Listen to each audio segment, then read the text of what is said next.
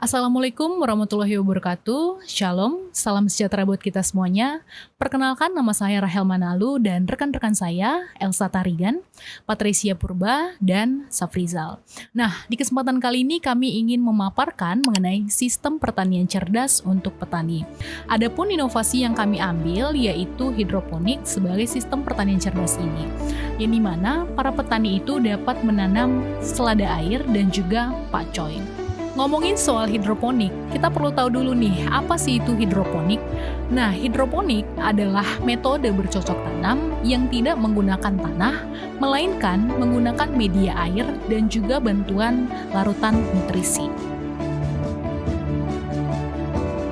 Untuk mendukung berjalannya pertanian kecil ini, kami menyediakan Tanam-In sebagai wadah bagi petani kecil yang ingin memulai usaha hidroponik.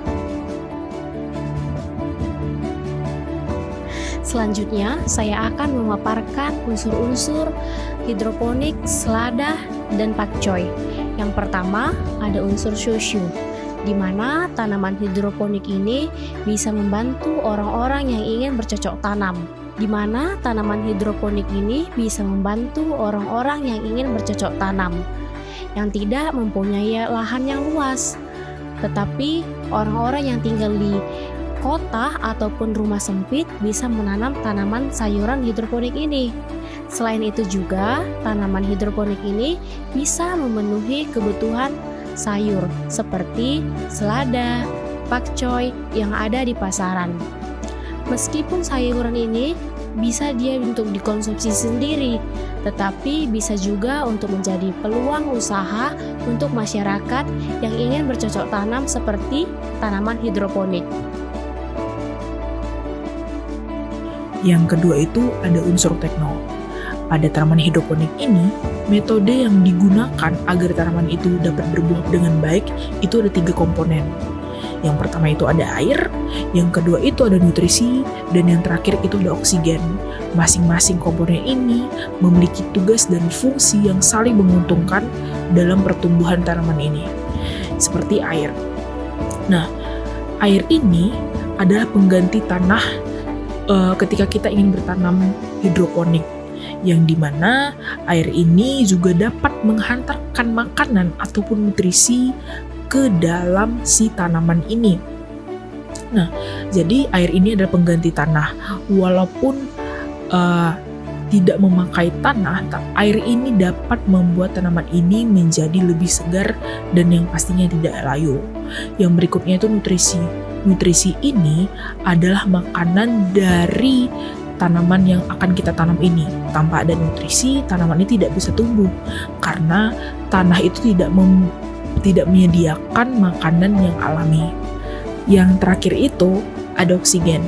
Oksigen ini sangat berperan penting juga dalam pertumbuhan tanaman, yang dimana akar dari tanaman yang kita tanam ini butuh oksigen agar tanaman tersebut bisa bernapas dan yang pastinya tanaman tersebut bisa bertumbuh dengan baik dan segar.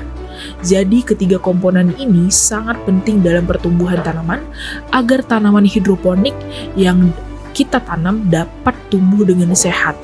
Oke, dari komponen yang sudah saya jelaskan tadi, sudah pasti harus ada teknologi yang dibuat agar tanaman kita bisa bertumbuh dengan baik, yang dimana kita menggunakan mesin yang diisi dengan tenaga listrik untuk memompa air agar tanaman tersebut dapat bertumbuh dengan baik.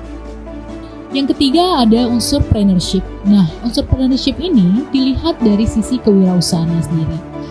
Terdapat beberapa unsur partnership pada usaha hidroponik ini. Yang pertama, dengan menanam selada air dan juga pakcoy, petani akan mendapatkan peluang yang sangat besar.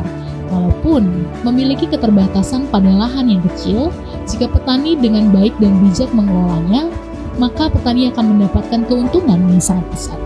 Yang kedua, saat petani telah berhasil mengembangkan usahanya, ia akan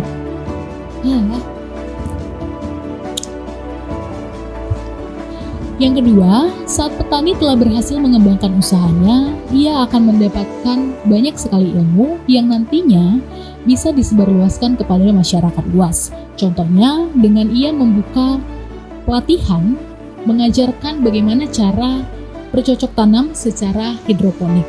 Dan dari sanalah ia akan mendapatkan penghasilan tambahan.